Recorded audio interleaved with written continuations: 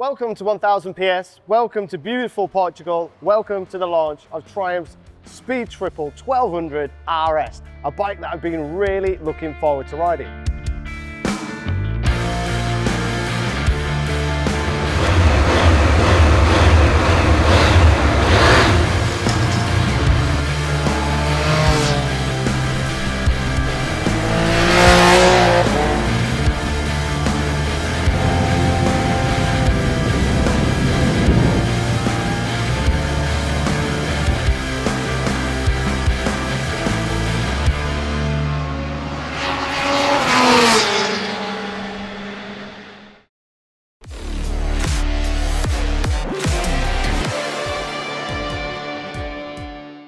When you visually look at the bike, there is not a massive amount of difference, but let me go into some little details and really highlight the big changes.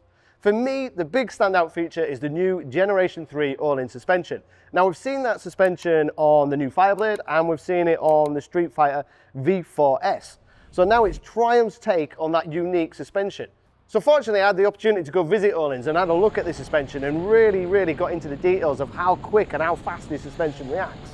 It's got a massive span of what this semi-active suspension can do, from real comfort to really sports riding, track focus riding. So it'll be interesting to see what Triumph's take is on that. On top of the new fully electronic, fully adjustable suspension front and rear, we've got some new rider aids, some engine brake control, some wheelie control. We've got slightly repositioned bars that are a little bit higher and a little bit more comfortable. We've got a little bit more power. I think it's like 3 Newton meters and 3 PS. But we are up to the magic 180 horsepower, which makes it the most powerful triple on the market, I think. So the Triumph's entering a really unique market, because you've kind of got what I would refer to as the big boys, like the Panigale with its over 200 horsepower and the MV. And then you've got BMW who've launched the new S1000R, which we'll be riding shortly. Then you kind of come down a little bit in terms of power, and you've got the Triumph and you've got the Aprilia, the V4 Tuono. And that's where it's kind of placed at that 180 horsepower market. Now, because there's so many rider aids and we've got this new Öhlins suspension that should work equally on the road and on the track, Triumph have done something quite unique in that we're going to have a full day on the road and then a full day on track.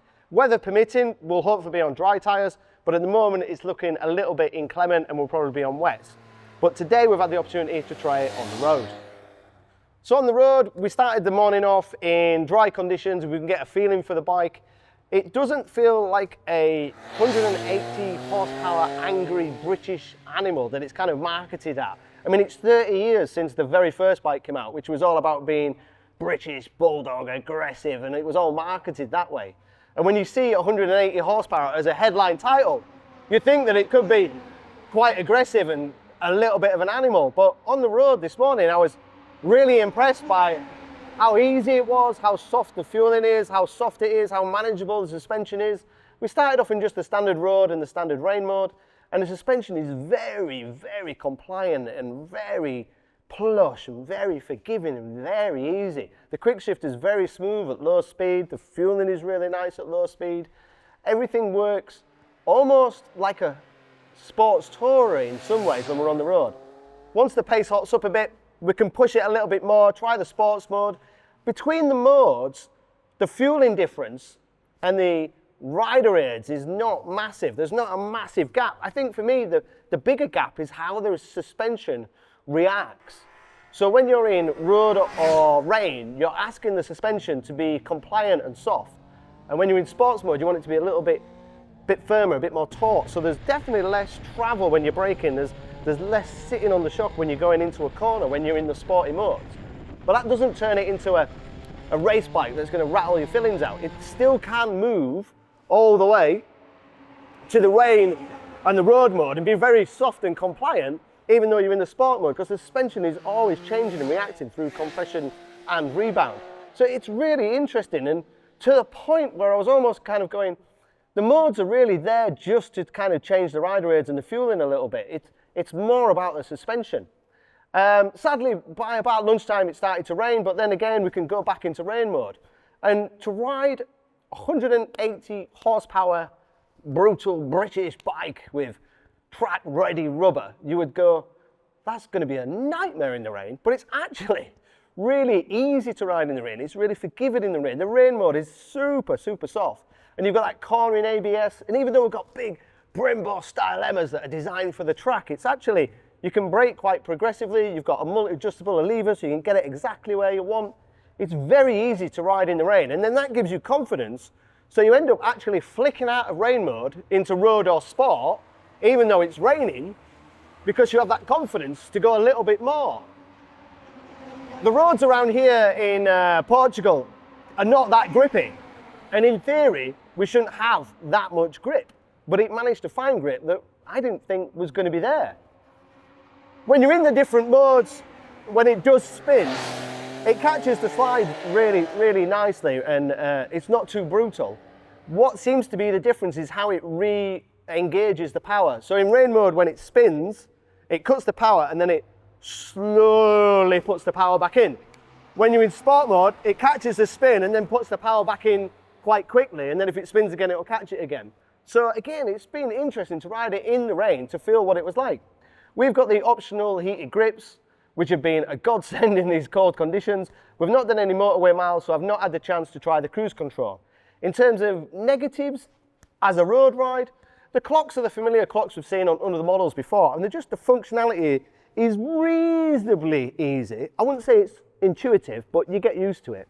But it's just the way the clock's kind of working kind of like a slow motion, like it's Sunday morning and they just haven't quite woken up yet. So they're just, when you go from one screen to the other, you're not too sure if it is or it isn't. And they could just do to be a little bit faster. It feels like a laptop that's got too much pictures stored on it and it's just not working quick enough. But as a road bike, a lot easier than I thought it would be, a lot more comfortable than I thought it would be, a lot more forgiving than I thought it would be. Still looks and sounds great. The suspension works really well in all conditions on really poor road surfaces and smooth surfaces. We've not had the opportunity to push the handling, but that's when the track bit comes in. So tomorrow, fingers crossed, we'll get some dry laps. We can push the handling, we can try the racer modes, we can try the wheelie control, we can try the different engine brake strategies, and I'll give you an update in part 2.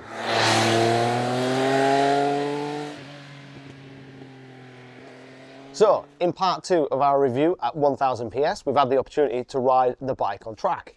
Yesterday was the road review on standard road tyres on a standard bike with the mirrors and the number plate, and obviously when we come to the track, we've removed some of those items. But what we've not done is pulled any fuses out and removed the ABS. We've not changed the rake and trail or anything drastic like that. We've just put on Pirelli race wets because we've had really inclement kind of changeable conditions today, and just rode the bike and played with the electronic suspension. And that's kind of the beauty of this new 1200 RS, in that when the conditions change or when your pace changes, you just simply have to press a few buttons and the bike changes. So by that I mean is when you go into the different modes, the wheelie control changes, the amount of traction control changes, the engine braking strategy, and more importantly for me, how the suspension reacts. So the first session this morning was really heavy rain, but rather than going in rain mode, I went into the standard road mode. And the reason for that is in rain mode, you've got 100 horsepower, which is perfectly acceptable. But here in Portimão, where it's really fast with long straights, I wanted that more power. So I selected the road mode, which gave me the full 180 horsepower, but I left it in the rain suspension. So that's comfort suspension.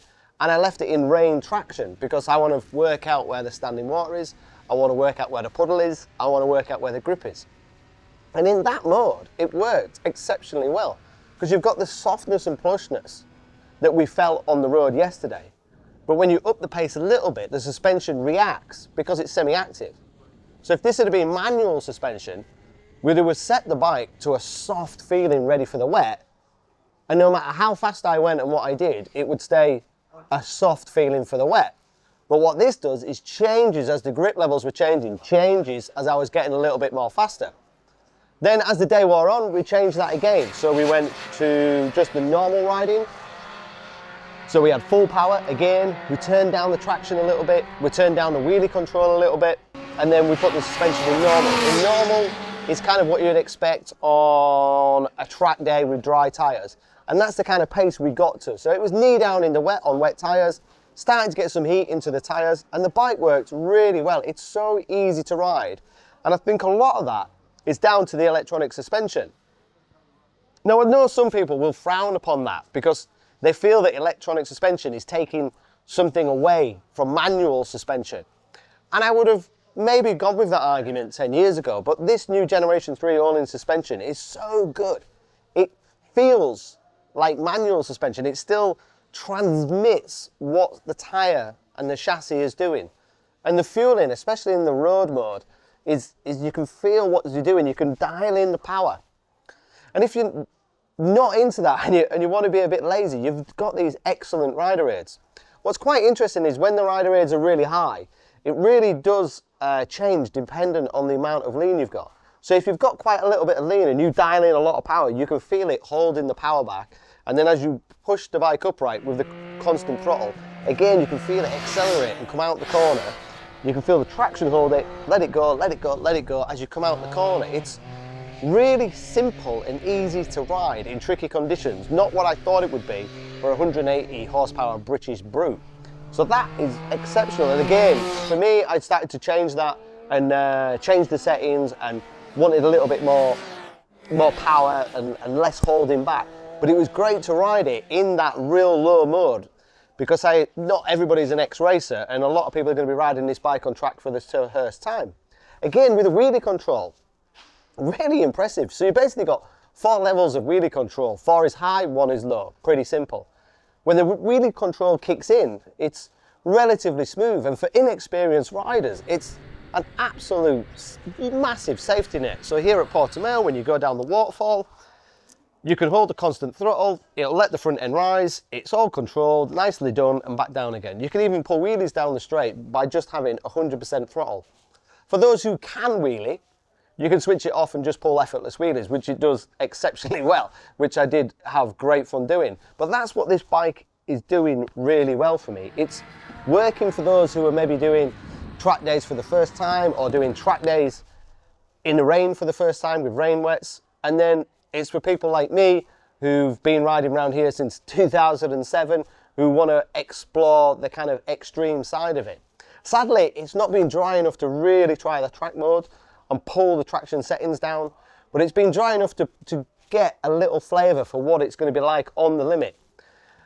The front end is exceptionally good. The front end forks, the front end feeling, the front end grip and the tyres is really good. The cornering ABS is exceptional. Again, when we was in the rain mode, obviously you can feel the cornering ABS, but then when you turn that up, well, when you reduce the cornering ABS, you can brake later, you can brake deeper without that intervention. And then when you get a little bit carried away, you can feel it, but it's not pulsating or making the bike unstable. It's just nice kind of feeling just as you're about to turn in. You can feel that ABS is working, which just gives you that comfort in. It just gives you that safety net, and it allows you to brake a bit later, allows you to develop heat in the tyres, allows you to have a little bit more confidence. In terms of power, we've got up, I think, 3 PS and 3 Newton meters. It's always been a strong, powerful triple engine with a great soundtrack, and it remains that way. At the end of this straight, I think we're doing 150, 160 miles an hour, there or thereabouts.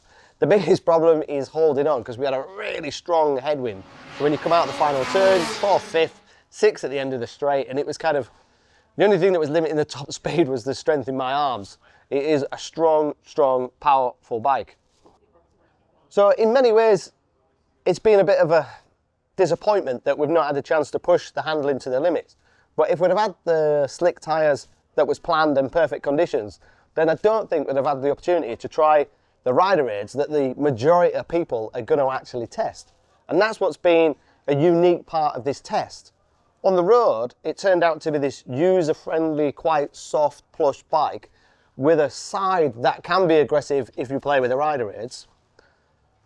On track, it's done a similar thing in that you can ride it with relatively inexperienced riders in tricky conditions and turn up all the rider aids and have great fun in relative safety.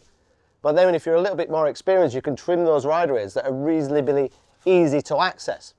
The only little downside for me, which might affect maybe 5 to 10% of riders, is if you turn the wheelie control off, you need the traction control off. So if I want to pull wheelies, I don't have any traction, and in the wet I wanted traction but I didn't want the wheelie control. So that's a little bit of a faux pas in that most bikes in this category you can turn off the wheelie control and still have traction, where on the Triumph you can't. And the clocks, which I mentioned yesterday in the road review, are still a little bit slow in their operation. In terms of pricing, I believe in the UK it's just going to be over £17,000, which means it's gone up in price quite significantly compared to the old bike. However, if you look at other bikes that have got this Generation 3 suspension, which is the Fireblade, the Panigale, the Street Fighter V4S, they're obviously considerably more expensive than £17,000 to £7,500. This is the cheapest bike in this category with the Generation 3 all-in suspension. And you've got those big Brembo style emmers, you've got lean sensitive rider aids, you've got cruise control. We did have heated grips fitted yesterday. That's the only optional extra. What you see in this bike is what you get, which includes these new lighter wheels, which saves on unsprung weight. Two things that we need to do at 1000 PS to really evaluate the bike. One is to get it in really good dry conditions, hopefully on some really grippy rubber. See what it's like on the limit. Like, what is the ground clearance going to be like? Is there going to be any brake fluid? Are those rider aids going to be a little bit intrusive when you're really on the limit and we start pushing for a lap time? Then I guess the second question is, what's it going to be like against the competition? The competition is pretty strong in this. So you've got, for me, it's the Aprilia Tuono, the big beast from KTM, the MV, the Street Fighter, V4S. There's a lot of bikes in this category. For me, I think what the big thumbs up or the big kind of bonus points for the Triumph, apart from the soundtrack and the character, is those rider aids and its usability. I think in this category, it's probably going to be one of the most easily accessible, usable, friendly bikes in this class. And these inclement conditions have really highlighted that. Way easier than I thought it would be to ride, but still fun. It was fun on the road yesterday, it was fun on the track today, it's still got raw power, it's still great for riders like me who can reduce the rider aids, but I think it's way more accessible and way more manageable for newer or less experienced riders than it ever has been before. So thanks for watching. We hope you've enjoyed the review. It's been a bit difficult with the road kind of trackside, it's been a bit difficult with the weather, but it's still been great fun. If you want any technical questions, you know what to do. Fire them below and we can go into how they've reduced the weight of the wheels and certain aspects like that. Don't forget to subscribe, and hopefully 1000 PS will invite me back and we can ride this bike on slicks somewhere a little sunnier.